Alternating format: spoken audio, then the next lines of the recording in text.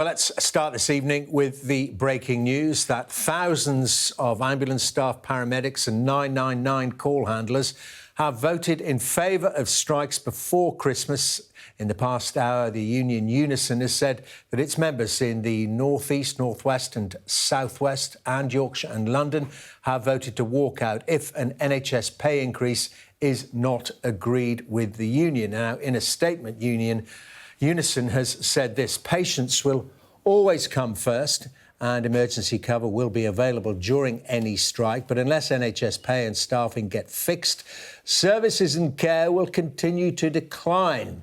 The public knows health services won't improve without huge increases in staffing and wants the government to pay up to save the NHS. It's high time that ministers stopped using the pay review body as cover for their inaction.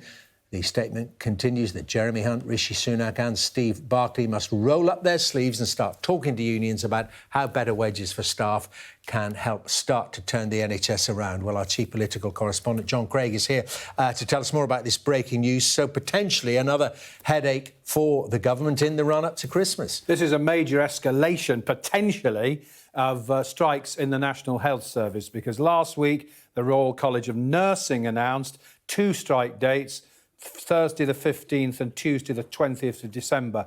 What is significant about this announcement from UNISON tonight, there are no strike dates mentioned. They are talking about strikes before Christmas, likely.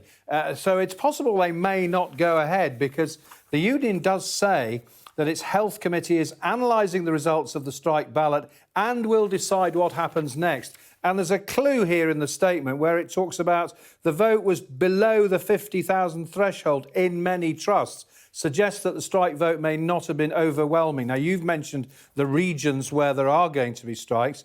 The people involved, according to the union, will be ambulance workers across England, 999 call handlers, ambulance technicians, paramedics and their colleagues working for ambulance services. So we're talking about the emergency services, really, on top of the nurses. The nurses' strike announced last week was really threatening outpatients appointments and operations in hospitals mainly. This is the emergency crews.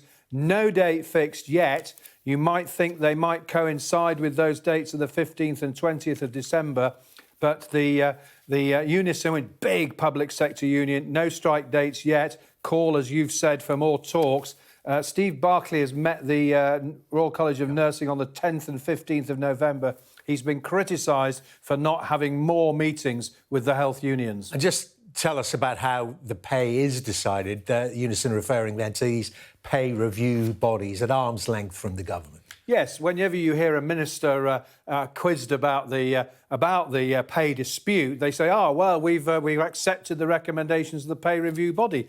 Mr. Barclay, the health secretary, and indeed Mark Harper, the transport secretary, who has met the RMT, have said that what the unions are demanding is unaffordable. But inflation is creeping up to 11% or 11% now, and the RCN in particular is asking for 5% above the inflation rate. So as long as the government says the rates are unaffordable, it looks as though there's complete deadlock here.